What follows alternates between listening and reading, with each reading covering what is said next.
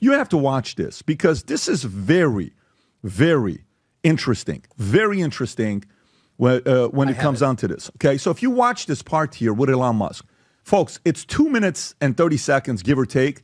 I want you to watch every word. By the way, earlier in a clip of this podcast, Ted Cruz asked him, who do you think is the smartest man in the world? And he said, Larry Ellison, he said first. Then he said Larry Page.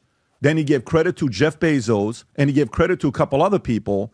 And then he comes back and he says, but to be a smart human being today is going to be nothing in 10 years. Exactly. Okay, so it was very interesting how he put it. But I want you to watch this here. Watch this here. And then the last question he asks him about what's going to happen with AI and robots in the next 10. And the answer he gives him, Ted Cruz is flabbergasted. Watch this clip. Go for it. In 10 years, probably AI could do anything better than a human can, cognitively. Probably almost, I think in 10 years, based on the current rate of improvement, AI will be smarter than the smartest human. Yeah. Keep watching. There will also be a massive number of robots. By the way, I got to ask, how come your robots look so much like the creepy robots for my robot?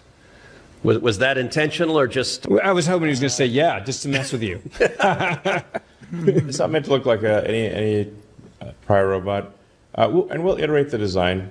A lot of the robot parts are cosmetic. You'll be able to switch out the kind of snap-on cosmetic parts of the robot to make it look like something else if you'd like. Mm-hmm. So there will be ultimately billions of humanoid robots.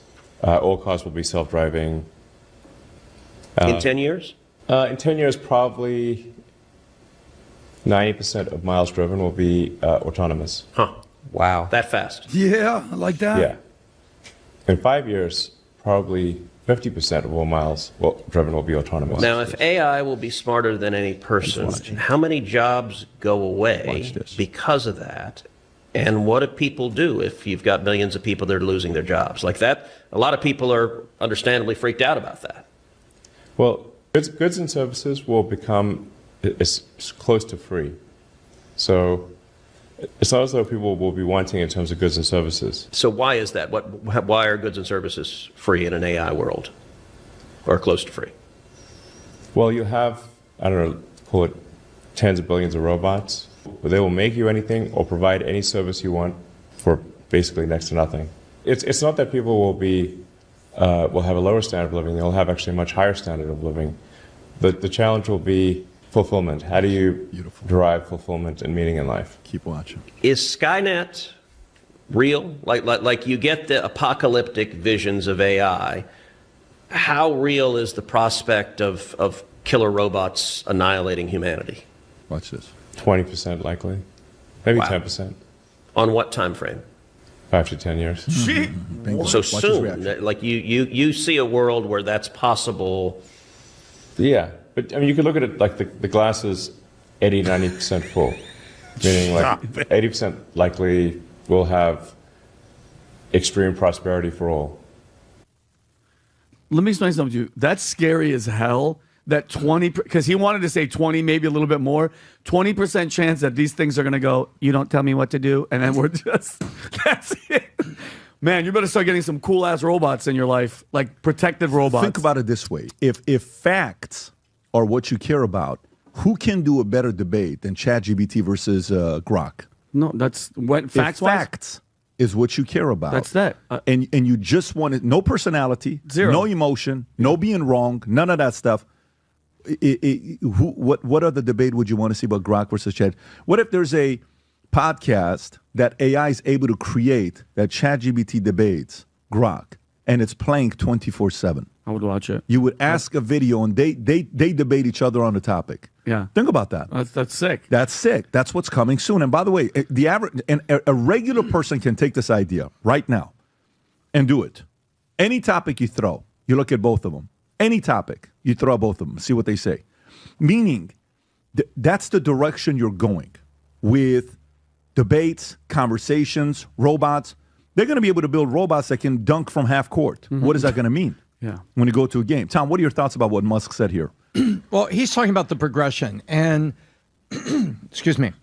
And so when you take a look at the, there's a couple laws out there. There's Moore's Law, and it's basically that the power of a semiconductor keeps doubling and that the power of the network keeps doubling. Well, when you look at that, what happens is you come to a logical end here, and all he's doing is saying, hey, guess what? Autonomous cars, 5 years, 50% of all miles driven will be autonomous. 90% of all miles driven in 10 years will be autonomous. That's just a natural progression of autonomous cars. They're more fuel efficient. You have all the reasons to do it. Will that mean that you can't have a sports car from the 60s in your garage? No, you still have that. But we're talking about total miles, driven and commute and everything. That's just extrapolation. Where the extrapolation gets a little scary for people is the question of, we have malware that gets wrapped in a bot and then sent off to cause havoc with networks and go steal people's ID and do things like that. Now you take that element, now put that on robots. What if there's bad people making robots? And the difference between bots and robots are physical and they can do assembly and stuff, and bots are usually things that will operate on the internet.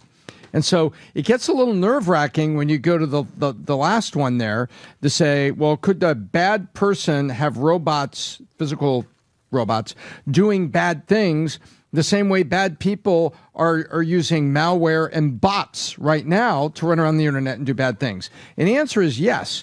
Well, guess what?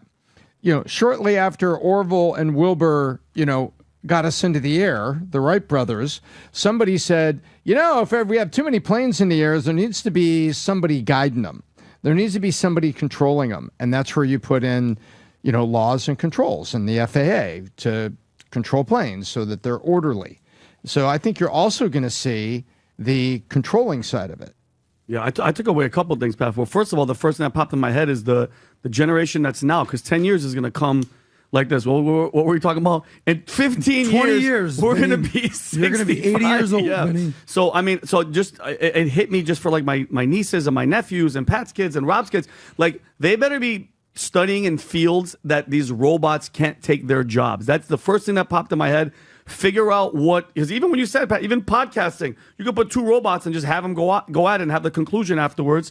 But then my mind, when he said billions of these robots, and we're already seeing the robots that guys are dating. You saw the virtual, have you seen those things? Did you get one yet? Not yet. It's on back order. But listen, what I'm saying is these people are going to be dating Adam, and then can you imagine the fighting and the cops being called to the house and the robot's like, he hit me. And it's like, no, I didn't. Like, you know what I mean? Like robots fighting. And watch the camera. And then the jury of your peers, if there's a billion robots, are lawyers going to be like, it's the possibilities are endless, and it's exciting, but it's scary as hell at the same time. Let me tell you something.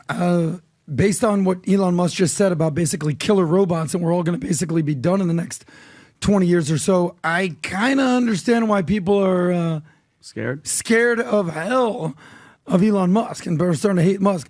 All the liberals loved him when he was doing the green energy thing. He was a hero to them. All of a sudden he gets on the Trump train. They hate the guy. All he's doing is identifying waste, fraud, and abuse that Bernie Sanders was railing about for years. And then the Neuralink. People are like, so you're going to be putting chips in people's head, then they can just become human computers? It's very scary. I remember when the internet first popped up in like the mid-90s, and I literally asked my buddy, I was like, look, dude, what's the difference between the internet and email? And he's like, he had to literally explain it to me because it was all new to me. Mind-boggling, of course. All new to me. Social media, all right, I get it, kind of. All right, did with that. Crypto shows up. We were like, I don't even know what a Bitcoin is or a blockchain or a bitty bop. Got no clue what's going on. Now this. Scary. AI. Imagine an old lady. It's like, my robot. Yeah, like, it's over. It's unbelievable. But what I want to understand from you, Pat, is what are you telling 10-year-olds to do now, 12-year-olds to do now, 18-year-olds to do now? Because for a lot of men out there, college is defunct. Get into trades, learn to be a plumber, HVAC technician, whatever. That works. Work with your hands. I don't think robots are going to be doing that. Uber drivers are going to be out the door. UBI, Andrew Yin Yang in this thing. The amount people might be collecting checks